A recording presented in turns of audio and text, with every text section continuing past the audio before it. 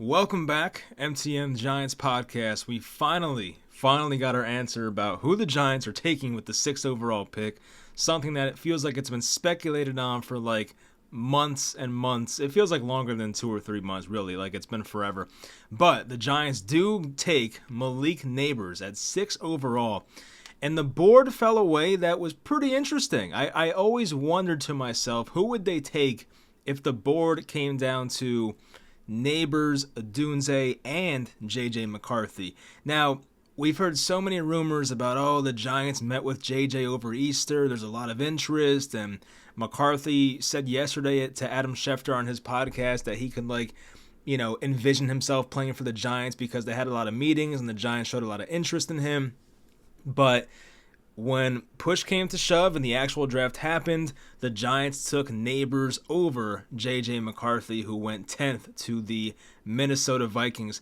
So it was a weird draft because you had 6 quarterbacks go in the top 12, and you had, I think, the first 14 picks were all offensive players. So first and foremost, a weird draft. But for the Giants, a quarterback-needy team who, yes, they have to keep Daniel Jones for one more year due to his contract, it was interesting to see them pass on J.J. McCarthy. Now, if the Giants don't get their quarterback position figured out, and let's say either McCarthy or Penix or even Bo Nix go on to have great careers in the next couple years, that's going to be a bad look for Joe Schoen. There's no other way to say it. I know it's not fair, but Joe Schoen and his decision tonight, he'll be compared to what these 3 quarterbacks that he passed on go on to do. Now, we might not see Michael Penix play for a while. That was a very weird fit, and I still don't understand it with the Falcons. But if McCarthy goes on to have a good career with the Vikings, and Bo Nix goes on to have a great career in Denver, which I do think is a little unique because I always felt that Nix was a perfect fit for Sean Payton and his system, so maybe that's just a perfect fit. But McCarthy specifically, I think whatever he goes on to do, if McCarthy next year breaks out and becomes this really good quarterback who, I'm not going to compare him to a CJ Stroud type breakout, that's a bit extreme, but something like that will be used against Joe Schoen. But anyway, for Malik Nabers, it's exciting. To be honest, I wanted a quarterback. I think our quarterback situation is terrible. It's one of the worst in the NFL. It feels like there's no hope for the future for our quarterback position because in order to get a good one, the Giants probably have to suck next year or have another, or, trade up and give up a bunch of future assets, which would not be fun. So I'm a little pessimistic about who the future quarterback's going to be. But for Malik Nabers as an individual, he was one of my favorite players in this draft. I would put Marvin Harrison Jr. over Malik Nabers, but I said this in a video once a couple months ago. I always thought that the gap between Marvin Harrison Jr. and Malik Nabers was not as wide as the gap between Odunze and Malik Nabers. I think Nabers, you can argue, was the best receiver in this draft, and I know some people had that. Some NFL teams, I believe, had that. That report came out that some teams had Malik Nabers as their number one wide receiver, which is not much of a surprise. The guy, he just moves different. His acceleration is next level. The way he can get open, break big plays, whether it's from the slot or on the outside, a great route runner, just gets separation. He can be a game-changing type wide receiver, which the Giants have not had since the guy they took 10 years ago, ironically out of LSU as well, which is Odell Beckham. And obviously I was a big Odell fan. He transformed this offense, but the good part about Odell when we took him was we had our quarterback in place. So I think one of the questions we have as a fan base is, okay, well, who's going to throw the ball to Malik Nabers? Now, if the Giants have a pretty down year next year and they draft a quarterback high in the 2025 draft and you compare that quarterback with Malik Nabers for the next X amount of years, then yeah, it's going to work out perfectly. But looking at it right now, you're like, shit, who's going to throw this guy the ball? So that's the downside. That's the part where it's still a bit concerning because, yes, I love Malik Nabers as a prospect. He's going to be a great NFL pro, I think. But who is going to be his future quarterback? That is a question that this franchise still has to figure out. And unless they want to do some round 2 thing with With Spencer Rattler, which I would not suggest doing, they're going to have to wait till next year. Obviously, I'm sure there was some interest in J.J. McCarthy, but not enough to take him over Malik Nabers, which, hey, we'll see how their careers pan out. I mean, nobody, and I mean nobody, is a sure thing in the NFL. I mean, I love Caleb Williams, but he can bust too, like you never know. So in the event that Nabers doesn't have the NFL career that we envision, but one of these quarterbacks that Shane passed on tonight does have a great career, I mean, that's going to be it. Like, there's going to be no looking back. It's kind of looked at. It's funny because I feel like with the way fans look at things, it's like, oh, well, taking a quarterback and missing on one is so risky. You can't do it. You got to be so sure. But we don't know if a wide receiver is going to break out either. You know, like there's been times where you take a wide receiver very high in the draft. I mean, Kevin White, Darius Hayward-Bay. Like, there's been guys like Laquan Treadwell. I don't think he was as high, but even Corey Davis was, like, pretty underwhelming. Like, you know, guys you take very high in the draft, like, it's not a guarantee they pan out. Like, you have to find these guys a quarterback eventually. Some guys obviously are so freaking good, and I hope Malik Nabers is in the same category, that it doesn't necessarily matter who their quarterback is. We saw this with what's his name? Allen Robinson did not have a quarterback his first 5 or 6 years. DeAndre Hopkins was good with Tom Savage and whoever else, Brock Osweiler. So for some guys, it really doesn't matter. But I would prefer to have a franchise quarterback and a franchise wide receiver one at the same time. Like, that'd be very ideal. And you look at some of the pro comparisons for Malik Nabers, and you come away with names like, I see Antonio Brown brought up a few times, where it's like, whoa, you know, like Antonio Brown, you can keep the mental side out of it, but like Antonio Brown as a receiver was just tremendous for like a 6-7 year run.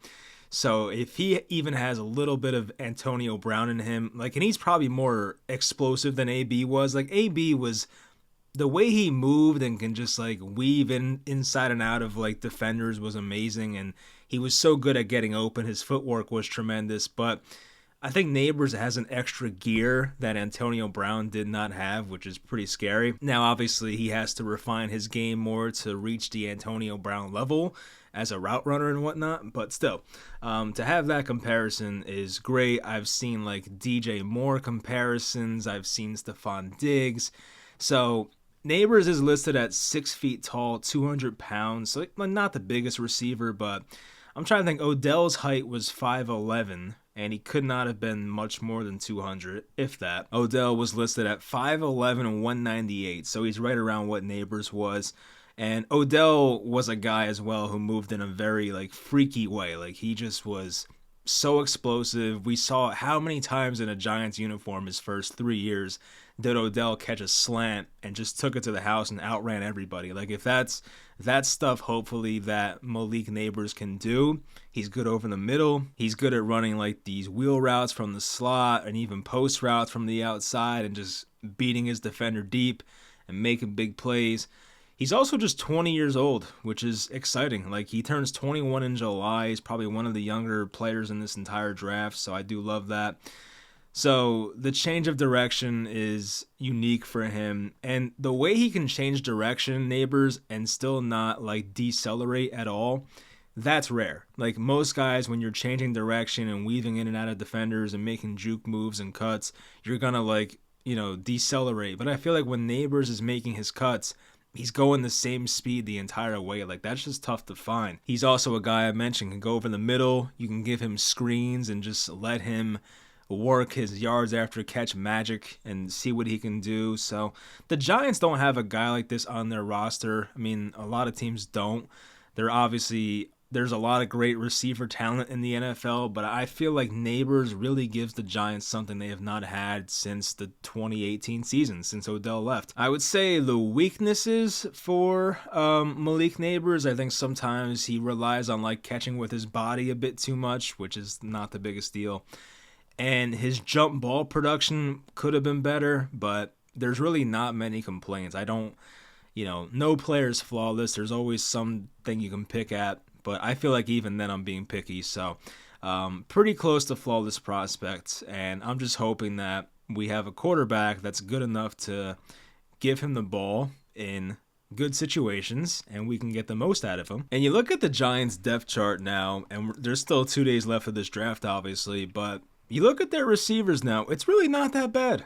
I mean, we love to sit here and complain about, oh, our receivers suck, they're not good enough, and blah, blah, blah. But really, I mean, Malik Nabers at wide receiver 1. Then you put Jalen Hyatt at wide receiver 2, or even Darius Slayton, who I think after this pick might be a bit expendable because you have Wandale, Hyatt, and Malik Nabers. Like, do you really need like 4 receivers? Like, you can go in the camp with those 3 young guys, and Slayton hopefully can maybe get you like a 4th round pick or something. I don't know. Like, maybe that's the move they do, but you have 3 good young receivers. I'm very high on Wandale. Jalen Hyatt, like, so far in his career is just mostly a go ball type of guy. He's got to add more to his game, but it was an encouraging first season, especially when he played with Tyrod Taylor, who was the only guy who can give him a good deep ball. So add Malik Nabers to that, and even like the tight end position, which might have Darren Waller, might not, but Daniel Bellinger, Jack Stoll, like, it's good enough, So their receiving core is not that bad, especially if Wandale does break out like I expect him to, and Malik Nabers should be great. So, Jalen Hyatt hopefully can make some plays for this team more consistently with better quarterback play. And then Darius Slayton, who's kind of like an unknown. I mean, we know what he is, but we don't know about what his role is going to be and would he be traded. I mean, I don't know. So we'll see what happens with that. But you look at their receiving core, and it's really not that bad. It's actually pretty exciting for what they can be. The glaring need for this team, obviously, is quarterback. And yeah, they passed on some tonight. And as I said at the top of this video, like, we're going to see how it plays out. Like, I'll definitely keep an eye on McCarthy and see how he's doing in Minnesota. I think that's a good landing spot with Kevin O'Connell and the receivers they have with Addison, Hawkinson, Jefferson, whoever. I think Osborne went somewhere else, but still, they have good weapons there. So that's a good place for him to go. But Penix eventually, I was not the biggest Penix guy. Like, a lot of our fan base loved Michael Penix. I wasn't the biggest fan of his. Maybe it's him being a lefty, which I'm a lefty as well, so I shouldn't hate on lefties too much, but I just never seen a guy with like Penix's play style as a lefty that's been good in the NFL. Like, maybe I'm wrong, maybe I'm too young to think of somebody else from the past, but with that injury history and not seeing somebody else with that playing style before be a great NFL quarterback, I wasn't that high on Penix. If they took him in round 2, I'd have been like, all right, that's fine. But for where he went at number 8, that was a little too rich for me. And then Bo Nix. I mean, Bo Nix, it's a scheme-dependent type of thing. Do I think Bo Nix could have been an okay quarterback here? I mean, yeah, probably. I think that Brian Dable would get the most out of him, but Bo Nix is like 23. Like, he's not going to get that much better, I feel like. So, once again, I think that Sean Payton scheme is perfect for him and, might be a bit of a high pick in most people's opinions. But if Sean Payton thinks it's going to work, then so be it. So, we'll see how those careers turn out with those quarterbacks. But I do think some people in this fan base do kind of downplay how bad and how important our quarterback position is.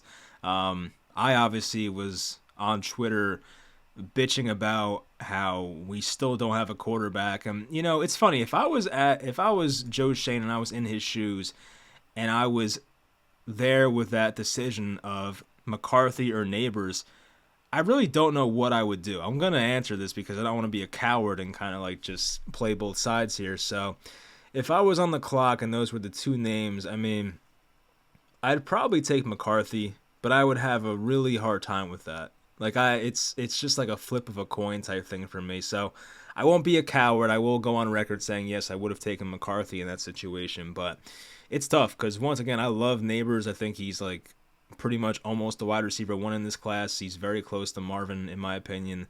But I also liked McCarthy's game enough to think that you can win with that guy. Like, yeah, McCarthy might not have a top 10, top 5 type ceiling. Like, I get that. There are limitations to an extent. But we do know what we have with our quarterback room. And I think some people still expect Daniel Jones to get better, which I don't know why. This is year 6. I mean, we know what the guy is by now, coming off an injury, of course, or multiple injuries. So I don't think that's getting much better. So if I was sitting there with this decision and I had the same roster the Giants had and I was making the same decision that Joe Schoen was making, I'd probably take McCarthy because I would want my own guy, and I don't know when the next time we're going to be picking in the top 6 is. Like, yeah, maybe they suck again next year and we get Shadur Sanders and it's all good, but just sitting here right now, it's like, I don't know. Like, maybe the Giants do have a better year next year and have some better health at the quarterback position. Because think about it. Like, Daniel Jones went down multiple times. Tyrod Taylor got hurt multiple times. Like, the Giants had bad luck with injuries last year. I hate to give them that out, but they did. So, the chances that with this coaching staff, who I still think is a good coaching staff, there are some new faces and whatnot, but to think that they're once again going to have like another miserable season like last year and pick in the top 6, it's not a guarantee. Now, we saw from, Minnesota trying to trade up and whatever, like whoever else, or even Denver maybe, it's tough to trade up from, 13 or 14, 15 to get back into the top 5. Like that's very tough to do. So it's almost like you kind of have to, I don't want to say you have to hope the Giants suck next year, but ultimately, I still want my quarterback. And Malik Nabers, as great as he is, does not throw the ball. He catches the ball. So that's the part that I'm still concerned about with this team. Like, yeah, I think the Giants individually got a great player tonight. I think he'll be one of the top 10 best receivers in the NFL one day. Has the potential to be top 5. That's how good I think Nabers will be. But if the Giants never have a good quarterback during the Malik Nabers era, it will go for nothing. It's going to be the same thing as Hopkins in Houston before Watson got there and became good, and the same thing as Robinson in Jacksonville when Blake Bortles and Nick Foles were there. And it's like, whatever, like that's not going to get the job done. So even like, we've seen great receivers with bad quarterback play. Larry Fitzgerald with Kevin Cobb and whoever else was there. Like, yeah, it's great to have an alpha receiver, but if you don't have that quarterback, you're not going anywhere. And right now, I do like Drew Lock, but I'm aware of who he is. Like, he's not going to come in here and break out and be the guy I wish he was coming out of Mizzou. Like, he is what he is. Maybe he'll be a bit better than what he was in Denver, but it's not like Drew Lock's going to come in here and be an MVP level player. I just don't see that being the case. So, our quarterback room with Jones coming off an ACL, 2 neck injuries. Drew Lock is 27, has not played much in the past few years, but I think his ceiling is kind of capped. And then DeVito, I don't think has the natural skill set and physical tools to be anything special in the NFL. So you look at that quarterback room and it's like, it's kind of gross, Like, I think there's maybe a couple teams in a worse spot, like depending on how high or low you are on Drew Lock, maybe, or on, not Drew Lock, Bo Nix, maybe the Broncos have a worse quarterback room with Nix, Zach Wilson, and Stidham. I mean, there is some upside there with some of those guys, but maybe the Raiders with O'Connell and Minshew. But overall, the Giants have a bad quarterback room. It's probably bottom 5 in the NFL right now.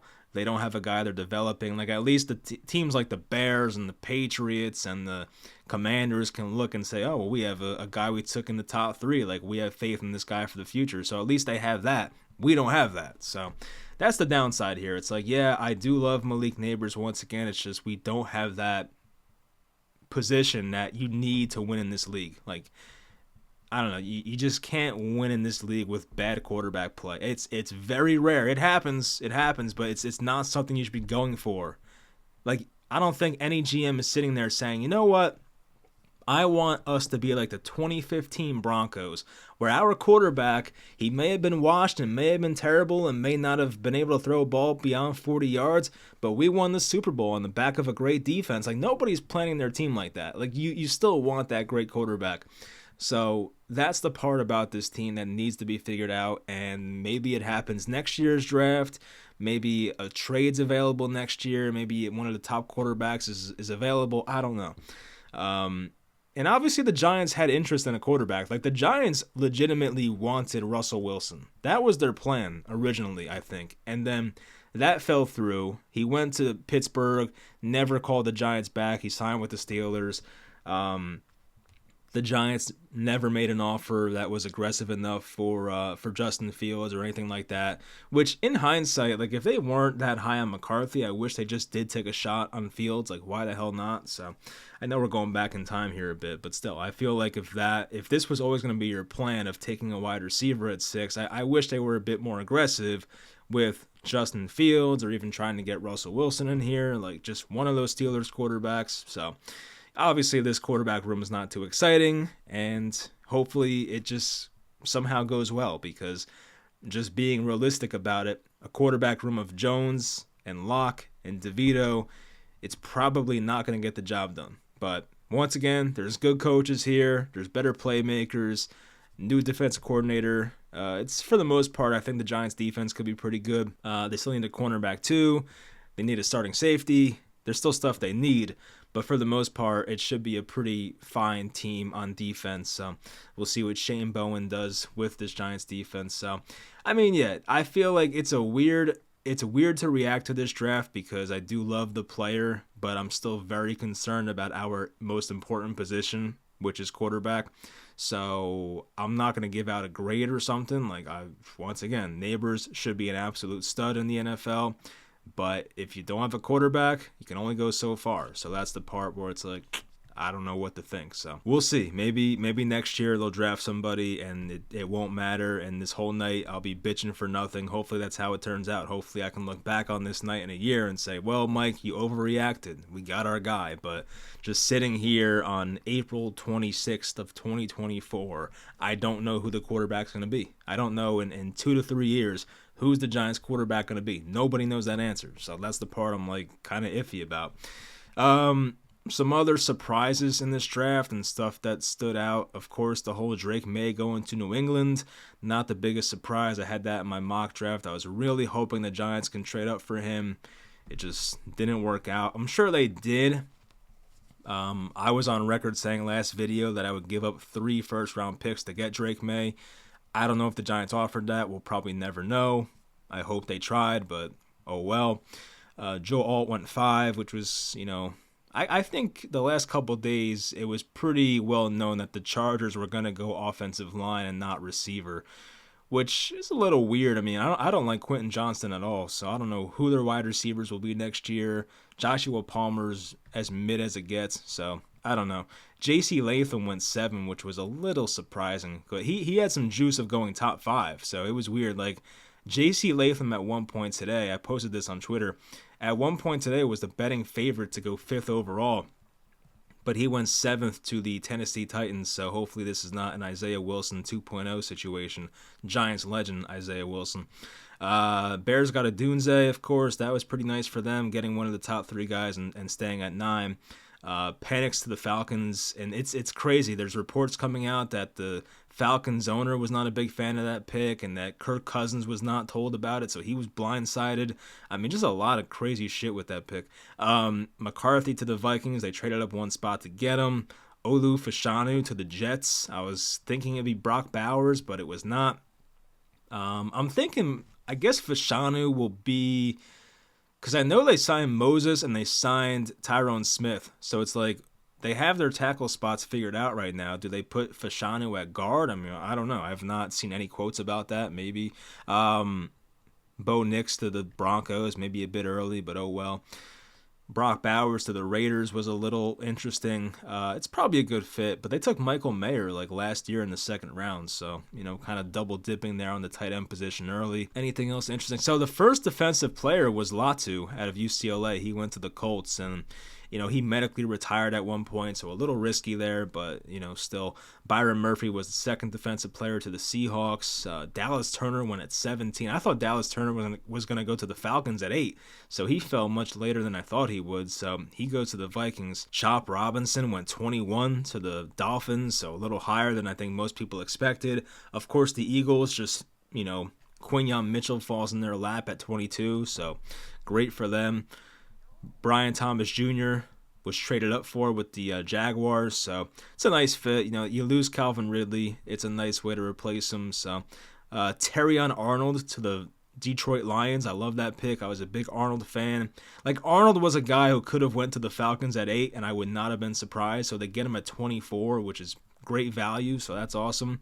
This was funny. So when the Packers, if you were watching the broadcast, when the Packers took Jordan Morgan, the left tackle out of Arizona, when the Packers took him, they showed a Packers fan, and he looked so defeated on his face. It was just such a disappointing look, and like his jaw dropped and his head dropped. Like, it was great with the cheese head. It was a great thing to watch because, I don't know, I just found it funny. So Graham Barton, who I thought the Packers would get, went a pick later to the Buccaneers.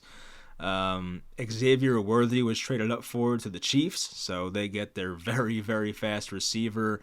I thought it'd be Mitchell, but they get Worthy, and he's a guy who can take a top off a defense with ease and be like Marcus Valdez-Scantling on steroids in a way, like just be a much better version of that. The Cowboys got Tyler Guyton out of Oklahoma, and the Cowboys, they don't miss on their offensive line picks, so I'm assuming Guyton will be good. Nate Wiggins snuck in the first round. He's a bit undersized, but a guy that the Baltimore Ravens can put at corner, and I think Humphrey's now 27, 28, so they got to find somebody else in the future. So Nate Wiggins could be that guy. Ricky Pearsall, a guy that I do like, he snuck in the first round to the 49ers. I thought McConkey would be their guy. That's what I had in my mock, but it was Pearsall. And Xavier Legette, a guy that if the Giants went quarterback in round 1, I had Legette in my mock for the Giants. I would have been a big fan of Legette going in round 2 to the Giants if they had taken a quarterback in round 1. But Legette got traded up for by the Carolina Panthers, who get him at 32. So overall, a pretty fun first round. It was, once again, a very weird draft. 6 quarterbacks in the top 12.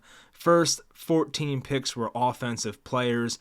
That was like the first time it's ever happened where it's like the first X amount of players were all defensive players. And this was the first draft since 1983 where 6 quarterbacks went in the first round. So a lot of unique stuff in this draft. And it was a fun one to watch. I just wish we got our quarterback, of course, but Malik Nabers should be a very elite wide receiver for a long time. So we'll see. We'll see what that quarterback position is like for this team in a couple years. And if they do get that figured out, then I'll feel pretty good about this team going forward. But as of right now, it's tough to get excited because I just don't trust this quarterback room at all. Some guys that are still left for the Giants who pick at 47 that are pretty interesting. Cooper DeJean fell to round 2, which I did not see happening. I get why it happened, but I just didn't see it happening. I think Jaden Hicks was a guy that we're interested in, the safety. Who else? Max Melton, the corner. Kool-Aid McKinstry at corner.